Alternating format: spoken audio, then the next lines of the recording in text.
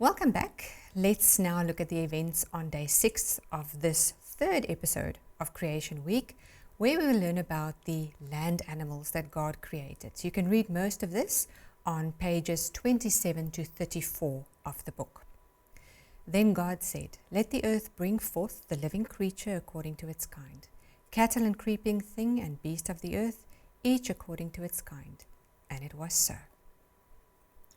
And God made the beast of the earth according to its kind, cattle according to its kind, and everything that creeps on the earth according to its kind. And God saw that it was good. On the first Friday, our Almighty Creator God created every single land animal by simply commanding the earth to bring forth living creatures.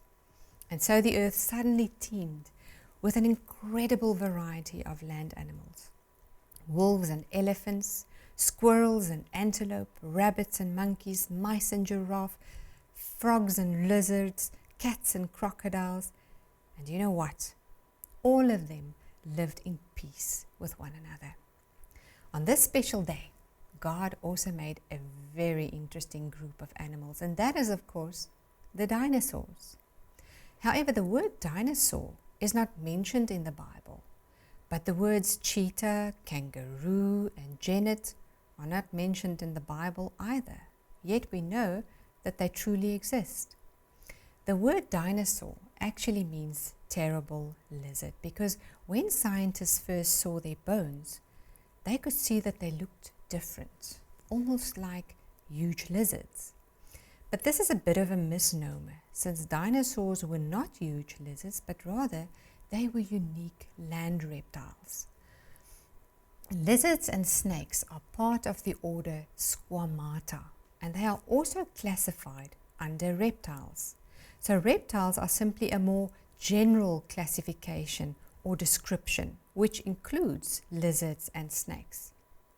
Probably the major visual characteristic or feature that distinguishes dinosaurs from typical lizards is that they walk with upright legs and not the sideways legs of typical reptiles, including some lizards. The Bible teaches that God made all the land animals on the 6th day. This includes the reptiles and therefore also the dinosaurs. Although many people believe that dinosaurs went extinct 65 million years ago, in other words, long before people even existed, the Bible teaches that death came into the world because of Adam and Eve's sin. It's also called the fall.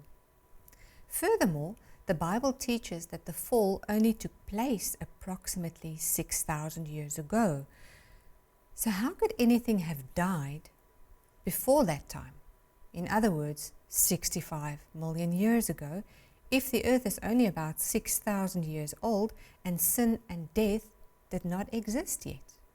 Let's confirm this from the Bible. Romans 5:12. When Adam sinned, sin entered the world. Adam's sin brought death, so death spread to everyone, for everyone sinned. Did you know that God described 2 dinosaurs in quite some detail in the Bible? Although, as I mentioned earlier, the word dinosaur is not specifically mentioned in the Bible, and here is the reason why. The people who translated the Bible did so in the 1500s and 1600s, so that's about 500 years ago. Sir Richard Owens only invented the word dinosaur in the 1800s, so that's about 200 years ago, but it's almost 400 years after the first Bible translations were done. Although the word dinosaur is not specifically mentioned in the Bible, the word dragon is definitely used more than 30 times in the King James translation. Modern translations, such as the New International Version, uses the word monster. So what people called dragons and monsters were probably dinosaurs before the word dinosaur existed. I mean, look for example at this one. It's called Dracorex hogwartsia. Dracorex means dragon king. The nearly complete skull, along with several neck vertebrae, were discovered in the Hell Creek Formation, no less, in South Dakota in 2003, and it is probably the closest thing to what most people consider to be a dragon. Yet this is a real animal. Worldwide, there are historic references to these dragons. For example, King George fought a dragon which is today identified as a dinosaur called a Notosaurus. Alexander the Great's army was scared off by a dinosaur in a cave, and Marco Polo reported seeing a dinosaur while visiting China. It is interesting to see how Chinese historians show dinosaurs along with other known animals on the Chinese zodiac. Then we have cave drawings, tapestries, and carvings of dinosaurs showing that people knew what they looked like because they were alive at the same time. We'll talk more on this in a later episode. Now, even though we are busy with the creation events on day 6, let's briefly jump ahead in biblical history to Job 40 and 41, where we read about Behemoth and Leviathan. Some translations mistakenly call Behemoth either an elephant because it is the largest land animal today, or a hippopotamus because they sometimes live in marshy areas. But the fossil record, which you will learn about later, clearly confirms the fact that elephants are definitely not the largest land animals that God created. Elephants are dwarfed by some of the biggest dinosaurs. Now let's read in the New King James Version and in the New Living Translation how God described this giant animal. Look now at the behemoth, which I made along with you. He eats grass like an ox. See now, his strength is in his hips, and his power is in his stomach muscles. He moves his tail like a cedar. The sinews of his thighs are tightly knit. His bones are like beams of bronze, his ribs like bars of iron. It is a prime example of God's handiwork, and only its creator can threaten it. The mountains offer it their best food, where all the wild animals play. It lies under the lotus plants, hidden by the reeds in the marsh. The lotus plants give it shade among the willows beside the stream. It is not disturbed by the raging river, not concerned when the swelling Jordan rushes around it. No one can catch it off guard or put a ring in its nose and lead it away. Now there is a very important clue in this text where the tail of this animal is compared to a cedar tree. Now this is a tree known in the Bible for its size and strength, which is why it is a very strong indication that this animal was absolutely enormous in size. Look at the following two photos.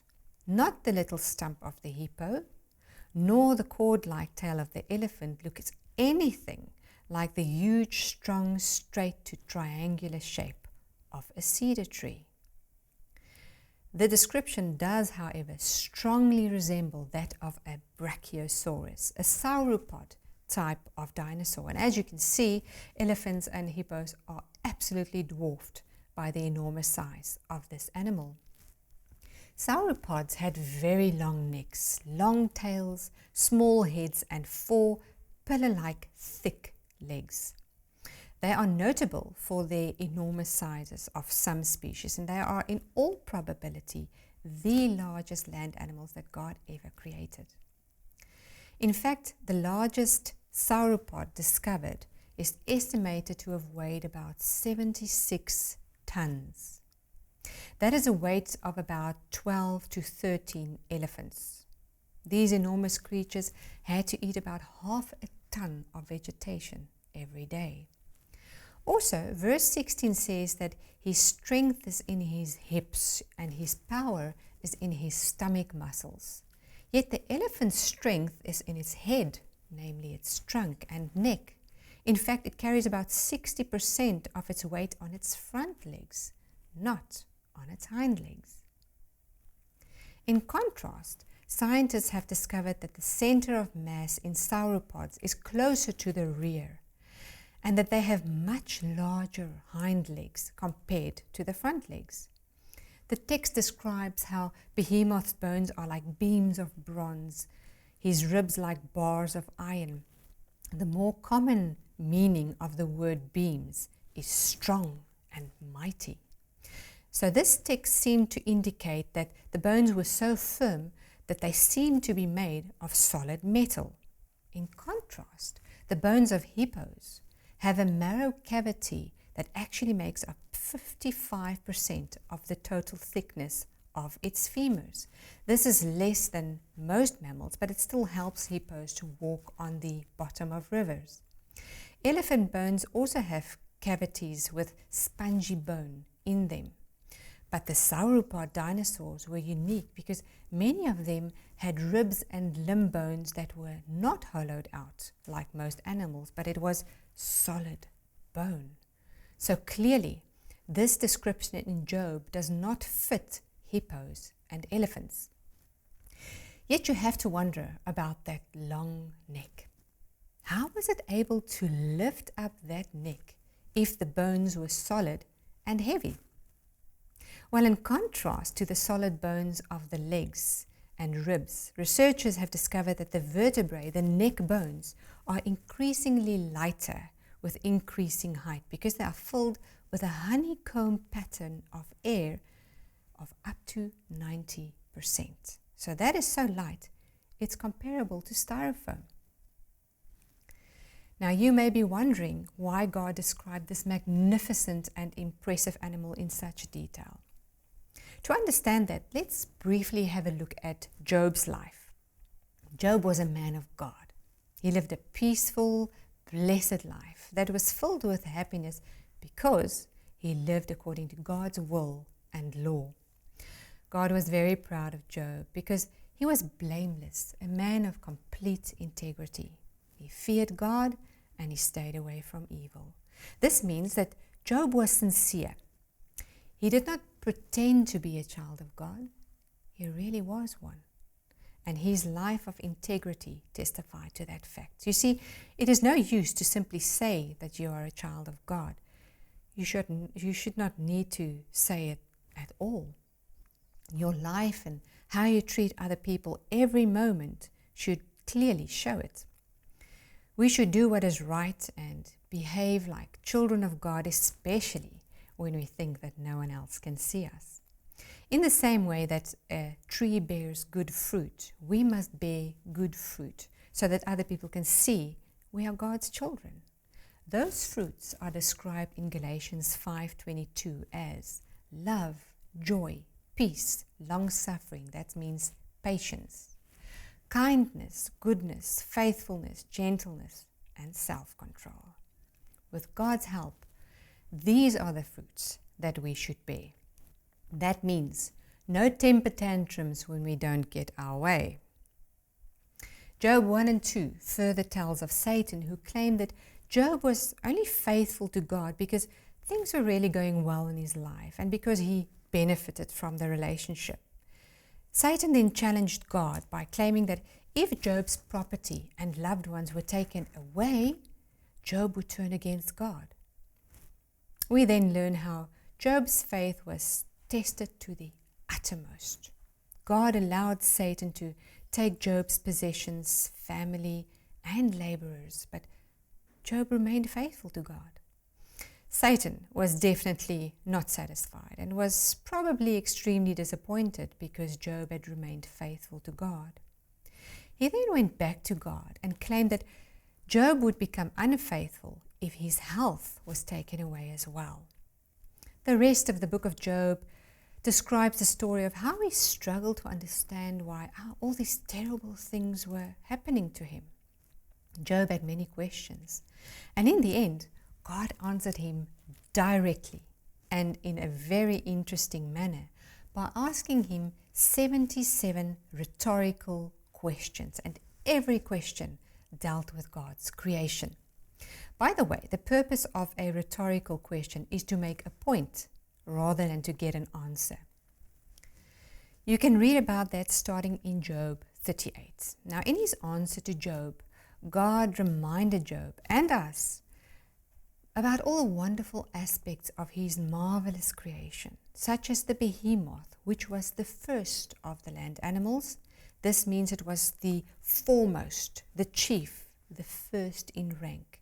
So God is pointing Job to the magnificence of his creation by firstly pointing out the largest and most magnificent animal that ever lived on earth, the behemoth. And then he describes the most fearsome king of beasts, the Leviathan. Leviathan is also a symbol for Satan. Now, by doing so, God teaches us that only He, who is God, can overcome and achieve victory over Satan, who is also a created being. We are reminded that God still remains in control of our lives, even when Satan attempts to destroy us. Now, the strange thing about the book of Job is that after all these accusations from chapters 1 and 2, the story seems to end without Satan being directly mentioned again, which brings us to the description of Leviathan in Job 41. Now, if you read the description of Leviathan and understand that this is probably a description of a specific created animal that is used as a symbol for Satan, as mentioned, just like a dragon and a snake is used in other places as a symbol for Satan, then it becomes clear that this description of a real and existing animal literally refers to Satan. In Job 41, we find the detailed description of this enormous aquatic animal. So let's read that together. Can you catch Leviathan with a hook or put a noose around its jaw? Can you tie it with a rope through the nose or pierce its jaw with a spike? Will it beg you for mercy or implore you for pity? Will its hide be hurt by spears or its head by a harpoon? If you lay a hand on it, you will certainly remember the battle that follows. You won't try that again. No, it's useless to try and capture it. The hunter who attempts it will be knocked down. And since no one dares to disturb it, who then can stand up to me? Who has given me anything that I need to pay back? Everything under heaven is mine. I want to emphasize Leviathan's limbs and its enormous strength and graceful form. Who can strip off its hide, and who can penetrate its double layer of armor? Who could pry open its jaws? For its teeth, the King James Version says, double brittle, are terrible. Its scales are like rows of shields, tightly sealed together. They are so close together that no air can get between them. Each scale sticks tight to the next. They interlock and cannot be penetrated. When it sneezes, it flashes light. Its eyes are like the red of dawn. Lightning leaps from its mouth. Flames of fire flash out. Smoke streams from its nostrils like steam from a pot heated over burning rushes. Its breath would kindle coals, for flames shoot from its mouth.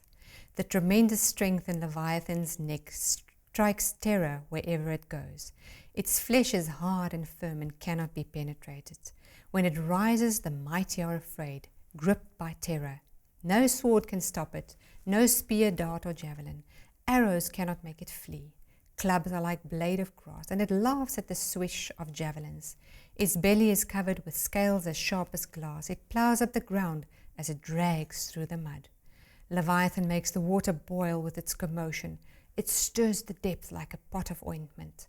The water glistens in its wake, making the sea look white. Nothing on earth is its equal. No other creature so fearless. Of all the creatures, it is the proudest. It is the king of beasts. Wow! So the king of beasts is not the lion after all. Now, before we attempt to identify this animal, let's briefly look at a very interesting little insect, the bombardier beetle. This tiny beetle is capable of producing and firing a steaming hot, noxious gas through twin exhaust tubes in his tail in any direction his enemy might be. He can even aim and fire right over his head. Now this is done by mixing all sorts of concoctions, chemicals and catalysts in a bomb preparation or reaction chamber in his hindquarters. And yes, this bomb preparation chamber is a bit more dangerous than yours. When the beetle is threatened, the muscles around the two chemical storage chambers contract and the chemicals flow into the reaction chamber. The pressure mounts due to the reaction between the chemicals, which causes the one-way valves to close and the outlet valves to open instantly with a loud pop. The reaction between the chemicals happens very rapidly, within 90 milliseconds, before spewing out at 20 meters per second.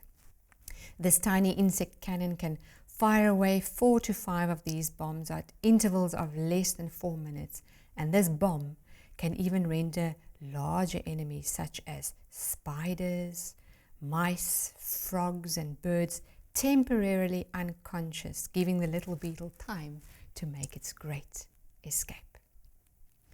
Now let's get back to Job's Leviathan.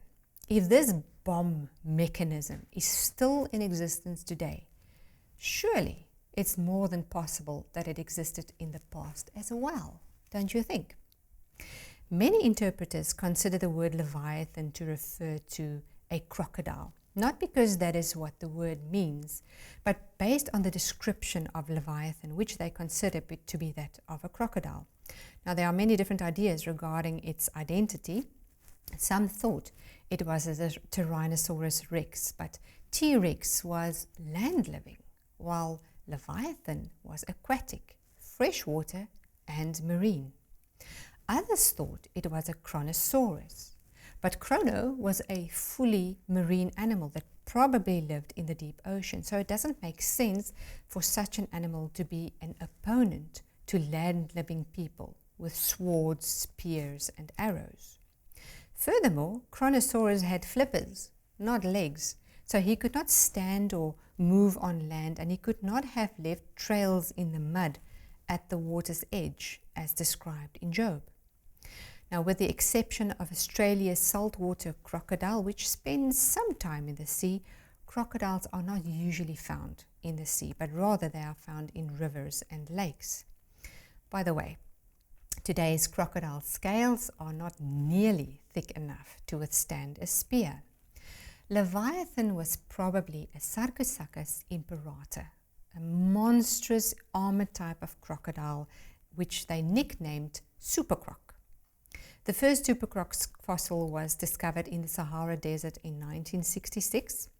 This animal had an unusual ball-shaped opening at the front of its snout, and scientists speculate that it might have been the preparation chamber for the mixing of various fire-generating chemicals, very similar to that of the bombardier beetle. An article on this discovery was presented in the December 2001 publication of National Geographic, and the description of this animal is remarkably similar to that which is given in Job. The skin was described as gorgeous armor, with foot-long bony scales that looked like they were very densely packed roofing tiles to form an impenetrable shield around the animal's neck, back and tail. They write that it is especially the skull with which nothing else can compare. It had more than 100 teeth in its mouth, and in contrast to crocodiles alive today, the skull of supercroc becomes wider towards the front, where it's further armed with a row of deadly enlarged canines. Do you remember how the King James Bible described Leviathan's double brittle teeth? Now, the force of this bite is estimated to be a whopping 8 tons, 8 metric tons. So just to compare, humans have a bite force of about 120 kilograms. Hyenas have a bite force of about 918 kilograms, and a saltwater crocodile has a bite force of around 1.6 tons. So clearly, supercroc was in a biting class of its own. The complete skull is almost 2 meters long. This 13-meter long armored reptile, with its 2-meter long head and frightening teeth, 8 tons of bite force that probably exhaled smoke and fire, sounds like an excellent candidate for the Leviathan of the Bible. What do you think? In the second part of day 6, we will learn about the creation of mankind.